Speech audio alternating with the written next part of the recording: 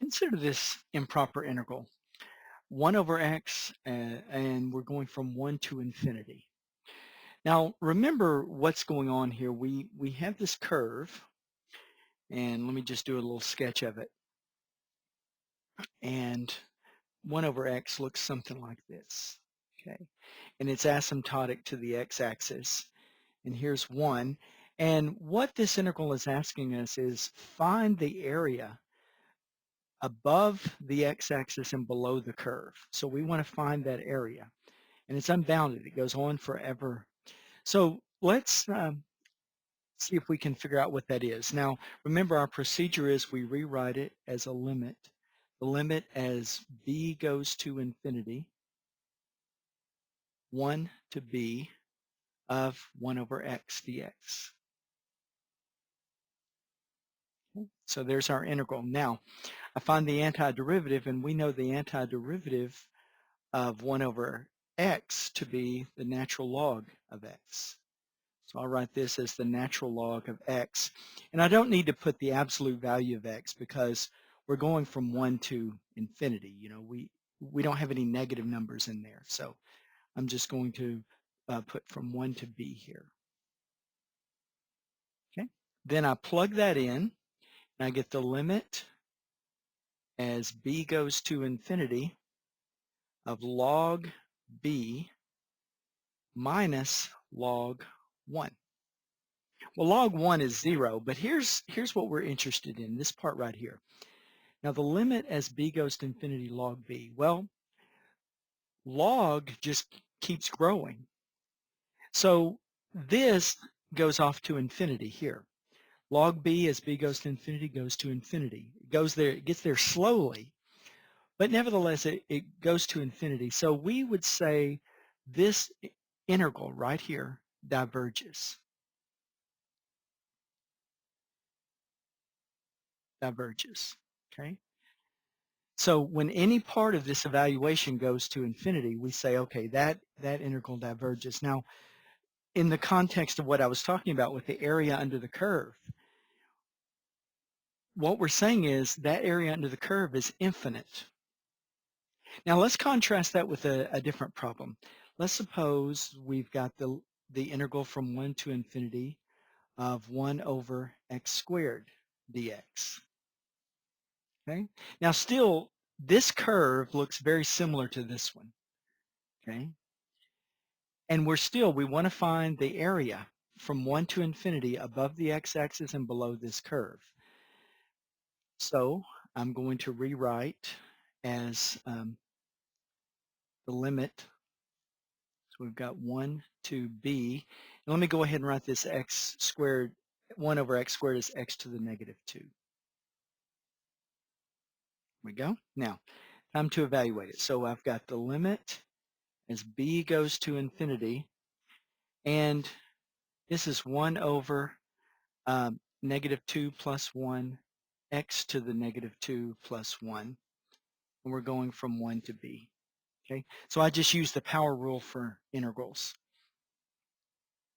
Now let's see what we get. We get the limit as b goes to infinity of negative x to the negative 1 from 1 to b. Okay, now let's go ahead and put this in here. So we've got the limit as b goes to infinity of negative 1 over b. Okay, that's 1 over x minus a negative 1 over 1. See? So I just put the b in and took the limit as b goes to infinity minus, and I've got the negative here, so two negatives back to back. Now look, as b goes to infinity, this goes to 0. So this whole thing right here, this just goes to 0. However, we've got a minus minus, that makes a plus, so we get a 1. So this, apparently what we're saying is, if we look at the curve, if we look at this, well, it looks very similar to this curve.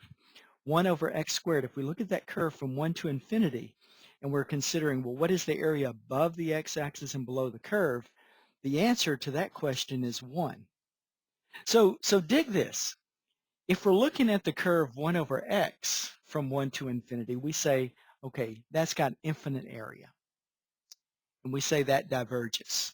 However, 1 over x squared, well, that has a limit, that has an area of 1. So we have between the x-axis and the curve for this function, 1 over x squared, 1. And between the x-axis and the curve for 1 over x, we have, it just diverges. It has infinite area. So we've got these two things, and there's a big difference here between 1 over x and 1 over x squared. So let's think about that. Let's look at these power functions. Let's suppose I've got 1 to infinity of 1 over x to the p. Let's see if we can come up with some kind of generalization.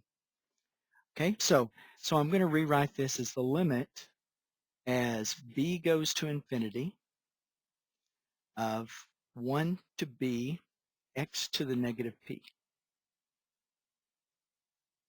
Okay, so I'm being general here. In our first example, p was 1. In our second example, p was 2. So let's see what we get here now. So I've got the limit as b goes to infinity of this thing, 1 over negative p plus 1 x to the negative p plus 1 from 1 to b. See, just using the power rule for integration. Okay, now let's see what this is going to be. If we look at this then, and let me just clean it up a little bit, make it a little bit easier to read. We've got 1 over 1 minus p, x to the 1 minus p, from 1 to b. Okay? Okay, now let's see. We've got the limit as b goes to infinity of 1 over 1 minus p, b to the 1 minus p, minus, now I'm going to put in the 1.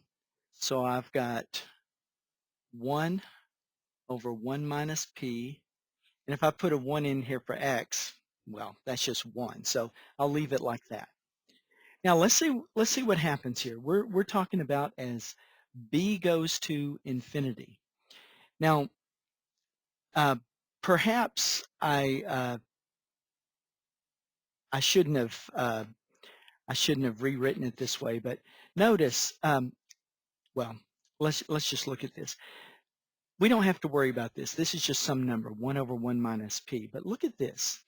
Let's think about what happens right here as b goes to infinity. Think about this. If p is greater than 1, okay? If p is greater than 1, what happens? Well, this is a negative exponent here. You can see it very clearly, right? If p is bigger than 1, you have 1 minus a number bigger. If p is bigger than 1, then this b is in the denominator, and this whole thing goes to 0. See, if p is bigger than 1, then 1 minus p, b to the 1 minus p goes to 0. Now let's look at what else could happen. What if p is less than 1? Well, if p is less than 1, then 1 over 1 minus p, b to the 1 minus p, then that means this up here is still positive. And if this up here is still positive, then this goes to infinity. Okay? That's if p is less than 1. Okay? In other words, this thing diverges. See? So now, what if p is equal to 1? Let's think about what happens there. What if p is equal to 1? Well, if p is equal to 1, then we're back to this case where we have the integral, 1 over x. And we just did that a minute ago. And this will give you the log, right? And we found that that diverges. So here's what we found. If you have an integral, let's say 1 to infinity, and you have 1 over x to the p, this thing converges if p is greater than 1. So it converges then. However, if p is less than or equal to 1, it diverges. Yeah. So that's something that we've discovered, just sort of a general statement that we can make about these types of integrals.